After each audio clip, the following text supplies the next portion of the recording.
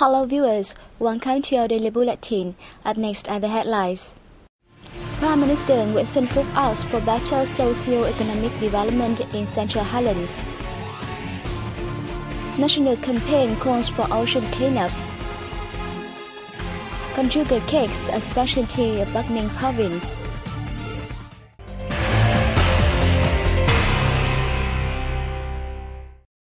Prime Minister Nguyễn Xuân Phúc had a working session with the steering committee for the Central Highlands region in Buôn Ma Thuột City, Đắk Lắk province on June 19 as part of his visit to the region.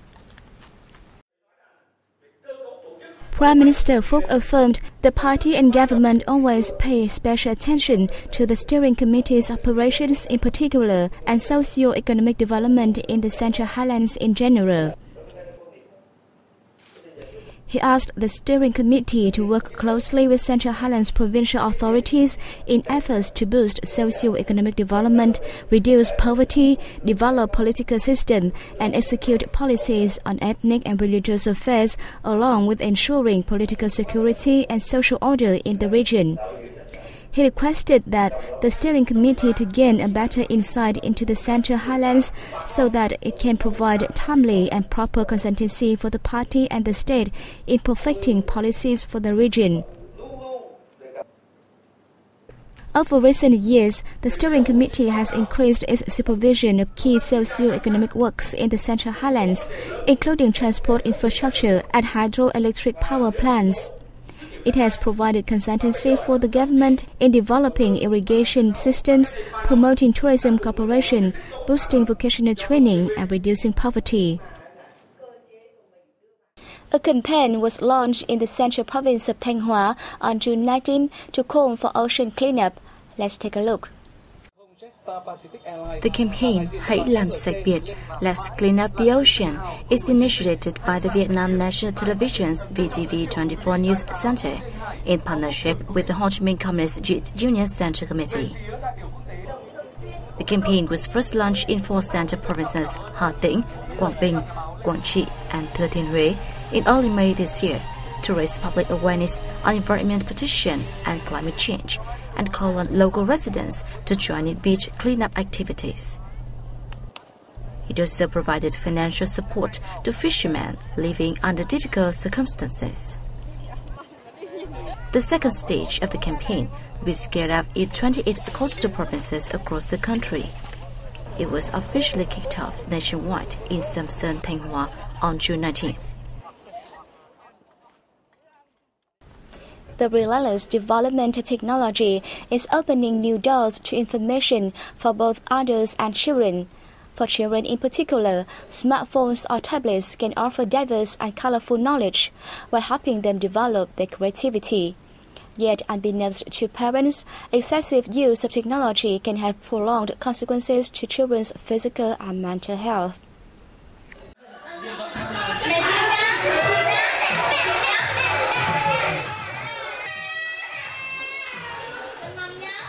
Unfortunately, this is not an unfamiliar scene to many young families in Vietnam. This boy, like his sister, was allowed to access technology from a young age. Even at only 7 years of age, he can proficiently use any smartphone, TV or computer. Con có hay sử dụng điện thoại và TV không? I really like it. Con dùng điện thoại và TV để làm gì? I go online to watch superheroes show and music. However, the early and frequent interaction with these devices has made Hai develop amblyopia, a severe eye condition in which he is getting treatment. The way I see it, there are 2 sides to technology. The good side is that our children can get access to information that their parents couldn't. But on the other hand, using technology too often can impact their health. In reality, allowing children to excessively use technology at an early age can impact not only their physical health through a lack of playtime and exercise, but also could affect their mental development. A growing number of researchers have suggested that some addictive behaviors found in children, along with issues such as antisocial tendencies and a lack of life skills, may be exacerbated by an excessive use of technology. Parents being too busy with work and newfound social lives is a major real cause of the issue. Because of not having time for the kids, they give them an iPad to keep them quiet, without monitoring and blocking unwanted content. I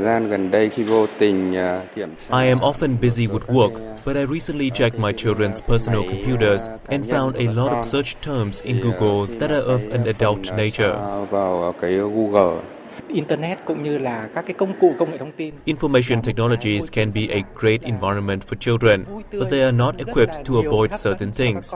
As adults, we also need to set an example for our children to show them that we are not addicted to the internet. The rapid growth of technologies and the internet have no doubt delivered benefits to its users. However, many experts have warned against giving children access to technologies before the age of 3, while older kids should be allowed limited time and under supervision.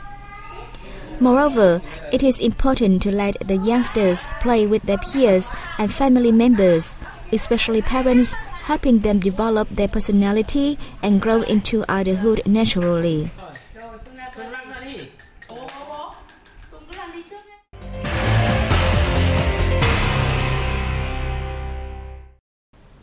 Credit in the first 5 months of this year grew 5.48% compared to the end of 2015, the highest for the past few years.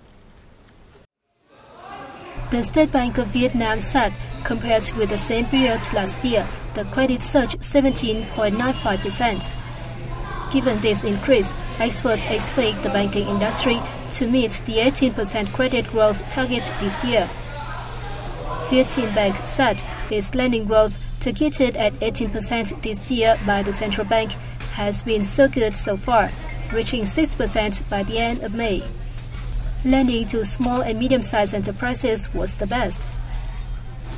Many new small and medium-sized enterprises have been set up and the economy was improved, helping boost the firm's capital needs.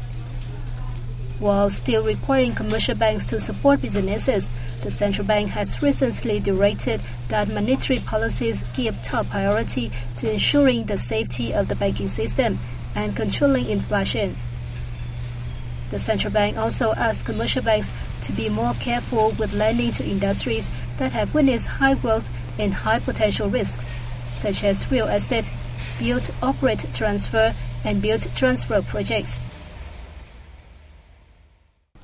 Bình Dương Province, one of the industrial hubs in southern Vietnam, attracted $1.097 billion in foreign direct investment as of mid-June, equivalent to 78.3% of its yearly plan and up 8.3% against the same period of last year.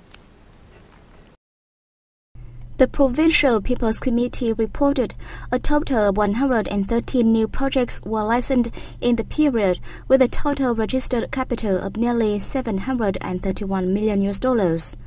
Meanwhile, another 64 existing projects registered to increase capital by $367 million. The manufacturing industry was the largest FDI recipient with over $1 billion. Meanwhile, the service sector saw 14 new and added capital projects with supplements of $83.6 million. Singapore was the biggest foreign investor in Bình Dương during the first half of the year. The Republic of Korea ranked second, while Japan came third. Notably, Bình Dương Province has attracted numerous big projects which match its orientations and plans for local industrial development. With these results, Bình Dương has attracted 2,700 FDI enterprises so far, with a total registered investment of $24.75 billion. In the time ahead, the province will continue accelerating investment promotion activities in key markets such as the US, the EU, Japan, the Republic of Korea, Singapore, and Taiwan to lure investment in centralized industrial zones with projects in supporting industries, taking advantage of Vietnam's participation in free trade agreements, including the Trans-Pacific Partnership. A total of 500 yoga teachers and students participated in performances in response to International Yoga Day, which took place in the central city of Da Nang on June 19. The program's objectives were to improve participants physically and mentally and strengthen friendship and cooperation between Da Nang and India. Yoga is an ancient physical, mental, and spiritual practice that originated in India. The word yoga derives from Sanskrit and means to join or to unite, symbolizing the union of body and consciousness. Today, it is practiced in various forms around the world and continues to grow in popularity. Recognizing its universal appeal, in 2014, the UN proclaimed June 21st as International Yoga Day. International Yoga Day aims to raise awareness worldwide of the many benefits of practicing yoga. If you haven't been already, it might be time to visit Bắc Ninh. The province is famous not only for love duet singing, a UNESCO-recognized intangible heritage, but also for phu thê cake, which symbolizes the loyalty of a husband and wife.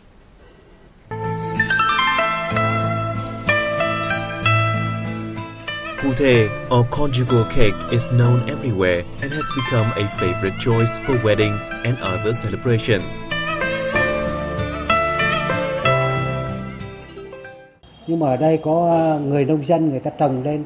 Legend has it that a farmer offered the king a kind of cake made from glutinous rice cultivated by himself.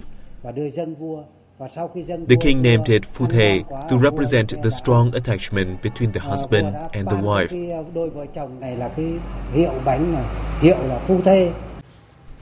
The cake skin is made from a kind of large-grained glutinous rice. The rice is ground into powder. A week later, this powder is mixed carefully with sugar, sliced green papaya, vanilla, banana oil extract, and young sticky rice flavor. The filling is made from green bean paste mixed with sugar, coconut milk, and slices of coconut meat.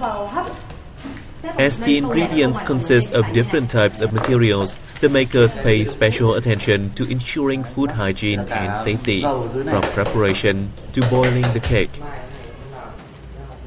When the cakes are well done, they are tied in pairs with a pink bamboo string, representing the everlasting love between husbands and wives.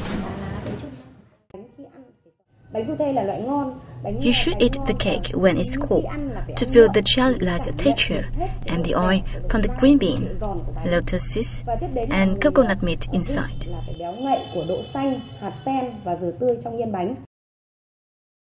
Those who visit Bắc Ninh province should not miss the chance to buy phu thê cake as presents. People order cakes for weddings or traditional festivals. In peak season, we have to hire more workers. In years gone by, local people used to make the cake only on the occasion of Tết or the Lunar New Year festival and at Do Temple festival. As time has gone by, they now make phu thê cake throughout the year. There are nearly 1,000 households making the cakes for sale, earning them a stable income. To preserve the traditional trade, we plan to open a class to teach people how to make the cake and pledge to create favorable conditions for households who wish to set up enterprises to further develop the trade. The locality is facing difficulties in transferring the trade to younger generations, as most of the young people are working in industrial parks. There should be suitable measures to preserve the tradition, to bring their specialty to every corner of the country.